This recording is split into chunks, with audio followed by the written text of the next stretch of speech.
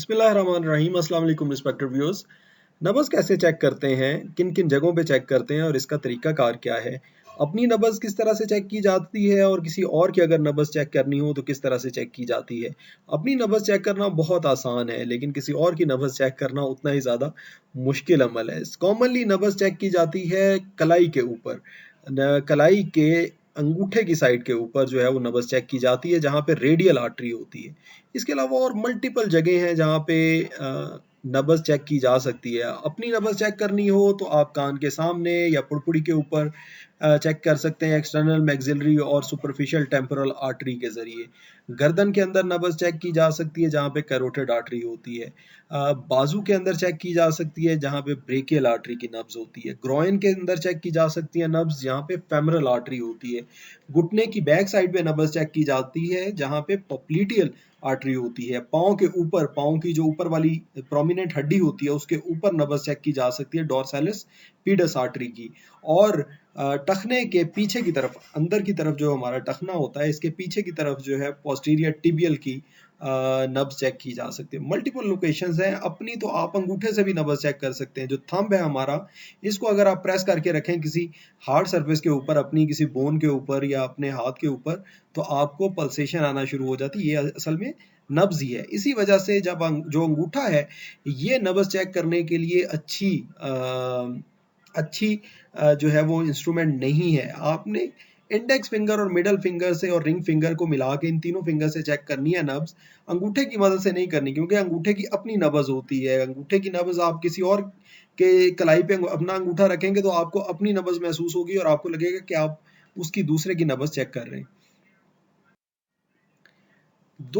सबसे commonly use दो locations हैं, एक रेडियल पल्स है और दूसरी कैरोटिड पल्स है। यानी रेडियल जो कि कलाई के अंदर पल्स है और कैरोटिड जो कि गर्दन के अंदर नब्ज चेक की जा सकती है। रेडियल पल्स चेक करने के लिए, अपनी नब्ज चेक करने के लिए तो सीधा आप उल्टा हाथ जो है वो सीधा रखें और दो उंगलियों की मदद से अंगूठे के पीछे आते हुए ये जो रफ लोकेशन बनती है, जैसे ही कलाई जो है वो ख़त्म होती है, यानी कलाई और बाजू का जो जंक्शन है, यहाँ पे आप रखेंगे तो आपको आसानी से अपनी नब्ज़ मिल जाएगी।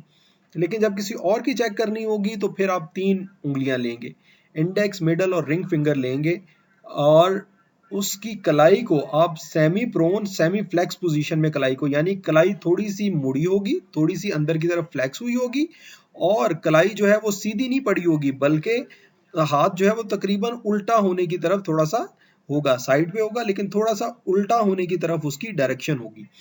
तो इस पोजीशन में आप किसी और की जब नब्ज़ चेक करेंगे तो इस पोजीशन में चेक करेंगे। गर्दन के अंदर जो नब्ज़ है ये बड़ी ज़रूरी होती है, स्पेशली उन केसेस में जहाँ पे आपको कोई बेहोशी की हालत में मिलता है, रोड साइड पे या किसी जगह पे, तो उसमें कैरोटिड पल्स जो है वो रिकमेंडेड पल्स है चेक करने के लिए। कोई शॉक में है, उसमें ब्लड प्रेशर लो हो गया है तो बाकी सारी नब्ज़ें तो चलना बंद हो जाएंगी, लेकिन जो गर्दन वाली कैरोटिड नब्ज़ है ये चल रही होगी। इस वजह से इमरजेंसी में हमेशा कैरोटिड पल्स यानी गर्दन की नब्ज़ जो है वो चेक की जाती है। तो इसकी लोकेशन क्या है? हमारी गर्दन के सामने एक प्रोमिनेंट हड्डी होती है जिसे हम एडम्स एप्पल कहते हैं। ये एडम एप्पल जो है, इसके साथ करी हड्डी होती है जो कि पिरामिड शेप टाइप होती है। इसके साथ साथ आप थोड़ा सा हाथ अपना स्लिप करते हुए मसल जो साइड पे है, मसल और हड्डी के दरमियान आप थोड़ा हाथ अंदर की तरफ प्रेस करेंगे, उंगलियां अपनी प्रेस करेंगे तीनों या दो उंगलियां, तो आपको यहाँ पे पल्स मिलेगी जो कि नब्ज़ होगी कैरोटिड आर्टरी की नब्ज़ होगी। ये दो सबसे कॉमन लोकेशंस हैं जहाँ पे नब्ज़ चेक की जाती है। लेकिन बच्चों में क्योंकि गर्दन छोटी होती है और कैरोटिड रेडियल पल्स इतनी अच्छी डेवलप नहीं होती, तो बच्चों में एक और जगह चेक किया जाता है नब्ज़। वो क्या है?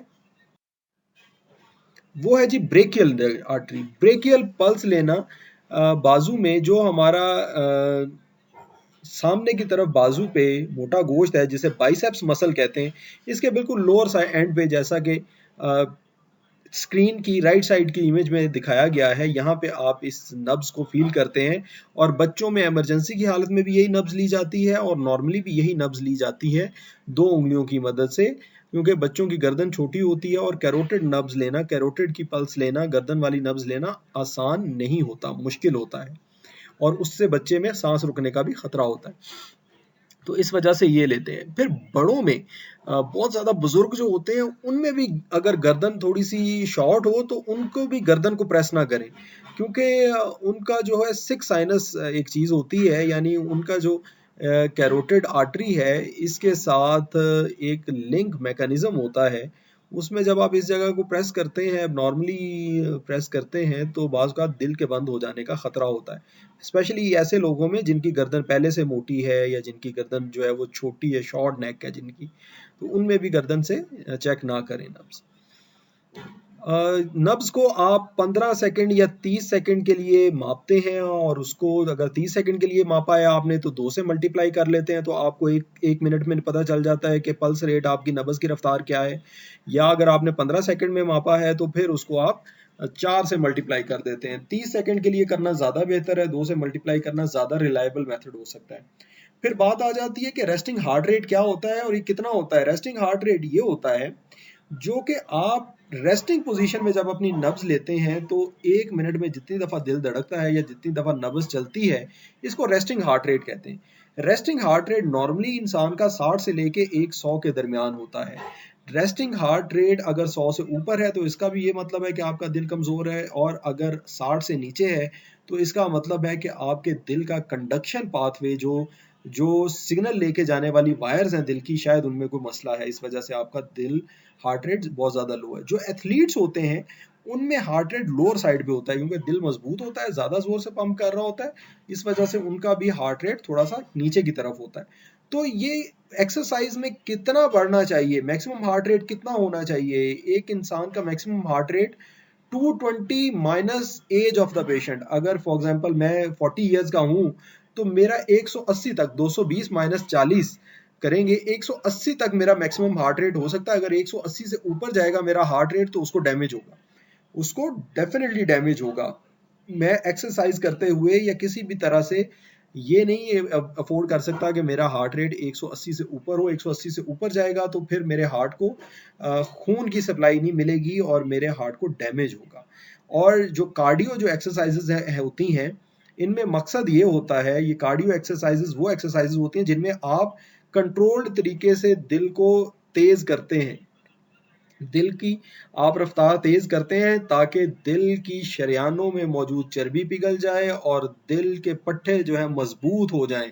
इनको कार्डियो एक्सरसाइजेस कहते हैं, और इसका ये इनका मकसद होता है दिल के धड़कन को तेज करना। कहाँ तक तेज करना? 70% ऑफ मैक्सिमम हार्ट रेट तक, यानी 180 है तो उसका जो 70% है वो तकरीबन होगा 120 130 के दरमियान तकरीबन हार्ट रेट। अगर आप अपना अचीव कर रहे हैं एक्सरसाइजेस से तो वो आपके दिल के लिए तकवीयत देने वाली एक्सरसाइजेज हैं। लेकिन अगर आप 180 को टच कर रहे हैं तो वो फ़ायदा तो दे रही हैं एक्सरसाइज, आपके मसल्स को तो स्ट्रेंथन कर रही हैं, लेकिन साथ साथ आपके दिल को शायद कमज़ोर भी कर रही हैं। तो कार्डियो की तरफ ज़्यादा जो है वो ध्यान दें, स्ट्रेंथ एक्सरसाइजेज या एजिलिटी एक्सरसाइजेज की तरफ कम ध्यान दें। ये थी मेरी आज की वीडियो। उम्मीद है आप लोगों को इससे बहुत फ़ायदा होगा, और मुझे उम्मीद है कि आप मेरी वीडियो को लाइक करेंगे और चैनल को सब्सक्राइब करेंगे। Thank you very much. अस्सलाम वालेकुम।